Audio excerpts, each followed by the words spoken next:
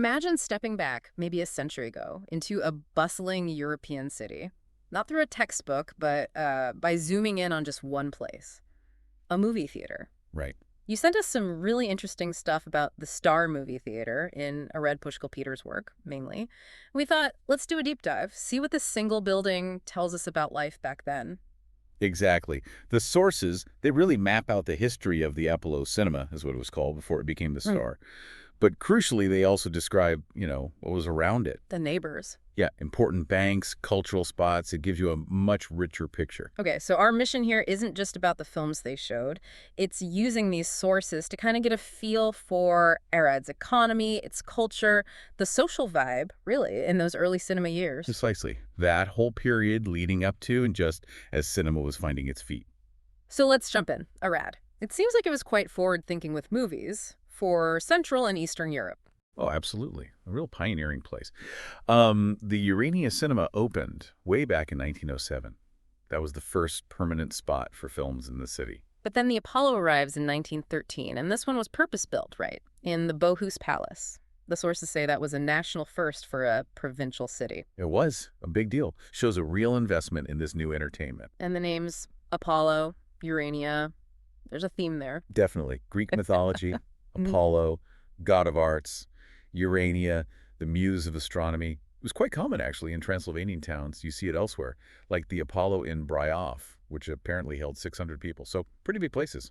It suggests they weren't just seeing it as, I don't know, a novelty, but maybe elevating it, like art. I think so. And the Arad Apollo definitely had big ambitions. Moving from like improvised rooms into the Bohus Palace meant a bigger audience, obviously. And they added that orchestra space. Mm. For the live music with silent films, that must have completely changed the feel of going to the cinema. Oh, absolutely. It wasn't just watching, it was an event, a live performance element. And the building itself sounds pretty grand. 3 entrances, that glass roof. Yeah, elegant.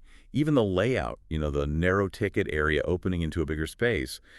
It feels like they were consciously designing an experience, creating a proper destination. Let's talk about that opening night. November 1913. The newspaper Fugitland Zeg listed the program, what was on.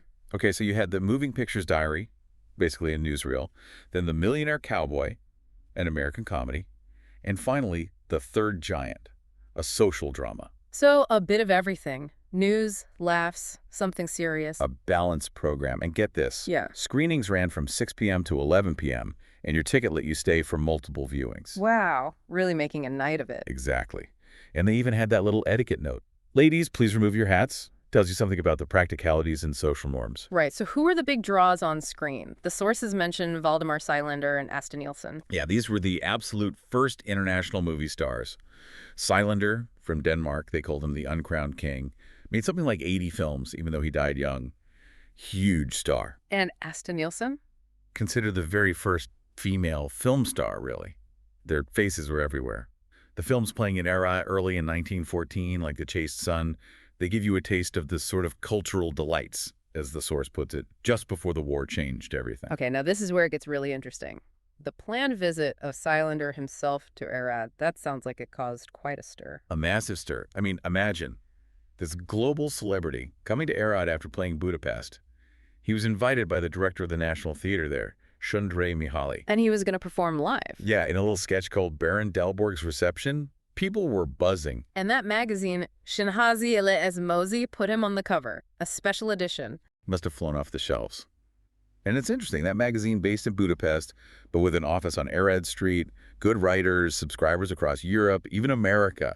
It shows how connected things were culturally. Definitely. And the Apollo Cinema played one of his films that week, too. Smart move. Yeah, Comrade Devil, build the hype even more. But the police regulations, they sound almost comical now, restricting men to side streets, banning women of certain ages from the main drag. It's pretty wild, isn't it? Yeah. It just shows the level of, well, hysteria they were anticipating. Crowd control, basically. Especially, it seems, managing the female fans. And the rules for autographs. And no keys and letters? What's that about? The autograph rules were very specific times only. The no keys thing is bizarre. You just have to guess fans were maybe sending him their house keys or something equally strange. It speaks volumes about intense fandom even back then. So, the big arrival. He gets off the train, the speedboat from Budapest, they called it, looking the part, fur collar, top hat. White gloves, the whole deal. Very cinematic entrance. But then he just vanishes into the hotel. Didn't greet the crowds. Apparently not. Straight to the White Cross Hotel, refused to come out. Must have been a bit of an anticlimax for the people waiting. Yeah. And the theater critic ended up handing out pre-signed photos. Lithographed autographs, yeah. Yeah. Not quite the personal encounter people hoped for. And they had to move the actual performance, didn't they? Right, from the Apollo to the National Theater because it was bigger. Yeah, the interest was just overwhelming. They even perfumed the theater with something called Rococo for the occasion, setting the scene. But the reaction afterwards, that poem in the newspaper, a gentleman in a tuxedo, that's Islander, sounds like people felt a bit shortchanged. It really captures that deflation, doesn't it? Yeah. The hype versus the reality. His actual stage appearance seems to have been brief, too. Sang a song in broken Hungarian, quick farewell. Kiss my hands. Yeah. And the review in the Arad Kozloni wasn't exactly glowing. Great pose, handsome man, weak actor. And they hinted he was paid a fortune for it. Ouch.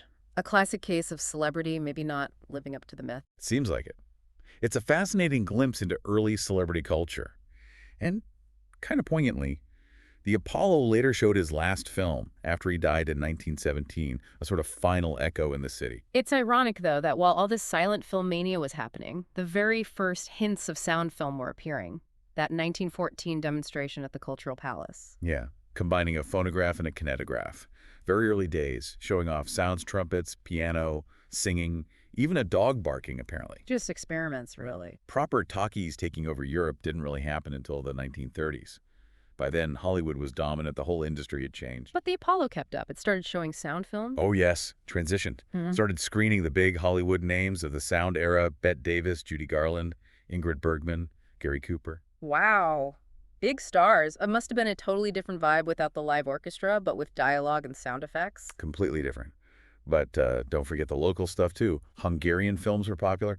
Butler Hippolyte was a huge hit. And the star, Javor Pal, he was actually from Arad, wasn't he? He was. Which must have made it even more special. It played at the Apollo and the Corso Cinema. And another Hungarian film, The Dream Car, did well, too. This Javor Pal, his story is amazing. Local kids skip school to watch movies, ends up starring in the first Hungarian sound film and the first one after WWII. Incredible, right? Shows how powerful cinema was becoming. His rise in the late 30s also happened just as competition between Arad cinemas was heating up, thanks to sound film becoming standard. Right, the Corso Cinema opened in 31. That sounds like it really shook things up. In the Hotel Crochet Albert. Yeah, it became a major competitor to the Apollo, often got the premieres, had a big foyer, distinctive roof. And people could easily hop between the Apollo and Corso through the Goldie House passage. Apparently so. Yeah. Elderly locals remembering spending an afternoon just going between the two. Plus, you still have the Urania and the ARO cinema nearby, too. Arad clearly loved its movies. It sounds like a real cinema district. Definitely. Oh, and that funny story about the Corso, the Soviet woman calling it a moral cinema? Because of the separate entrances. Yeah, she thought one was for with husband and the other without husband. Oh. Funny cultural misunderstanding. So, Javor Pal comes back to Arad in 1946. A hero's return. Absolutely. Touring Transylvania. He performed with an actress, Joju Pavlescu, but at the ARO and Corso, the bigger venues by then, before a film premiere. Next Dem to life. That's the one. And the reception was apparently just as wild as Silender's visit decades earlier. Women gathering outside his hotel restaurant. Hometown boy makes good. Still a huge draw. Immense pride, clearly. That connection endures. But the Apollo itself, its story after the war seems, well, sadder. Yeah, it kept running until 1990, but it sort of faded. Became more like a second-run place, a rehearsal cinema, no more premieres. And it kept changing names. Apollo, Forum, Balchescu, Cinema Studio. Right. Then after the 1989 revolution, it just fell into disrepair, privatization issues, rented out, abandoned, just deteriorated. A familiar story for old cinemas, unfortunately. It is. Changing times, changing tastes, economic pressures. Okay, let's pull back a bit now and look at the neighborhood. The Bohus Palace, where the Apollo was, it wasn't just standing alone, was it? This was a significant street. Oh, absolutely. A narrow street, but packed with important places. The palace itself, Viennese secession style, very fashionable, and right opposite. The first savings bank of Arad. Exactly. One of the oldest banks of the region, founded way back in 1840, survived crises, funded major local projects, Really shows Arad's economic clout before World War One. It sounds like a powerhouse, surpassing other cities in savings. Yeah, it was doing very well under directors like Andreni Kirli Sr. and Ottenberg Tivadar. Its later merger into Banco Romaniasca after WWI signals the big political and economic shifts happening then. But Banco Romaniasca still played a role. Yes, significant capital. Influential director Mihai Mercu supported local industry. So finance remains central to this area. Then, across the street again, something completely different. The People's Canteen. Right. Founded by the Israelite Women's Association in 1895, providing free lunches daily to about 200 people in need. That puts the bank's wealth in perspective, doesn't it? Shows the other side of city life. It does. Yeah. And what's amazing is how long it lasted and the drive of the founder, Baroness Maria Neumann Daniele first. She created that album, didn't she? The Spiritual Folk Canteen. Incredible idea. It got contributions from famous writers and figures, Yochai Moore, Mark Twain, Emile Zola, even Queen Mary of Romania. Wow. How did she manage that? She was clearly very well connected and persuasive, used the album for fundraising, very innovative philanthropy, connecting culture and charity. Okay, and then there's the Goldia House. Politically very important. Hugely. Vasil Goldi, the politician, bought it in 1911. It housed the Concordia Publishing House and the newspaper Romanul. Which was key for the Romanian national movement. Absolutely. A major voice for emancipation in Transylvania. Attracted top intellectuals, became the official paper of the Romanian National Party there. It was more than just a building. It was an ideological center. And Goldium himself lived there and was involved in the Declaration of Union. Yes, one of the key figures. Yeah. The building now has a memorial museum and a study center. A really significant historical site.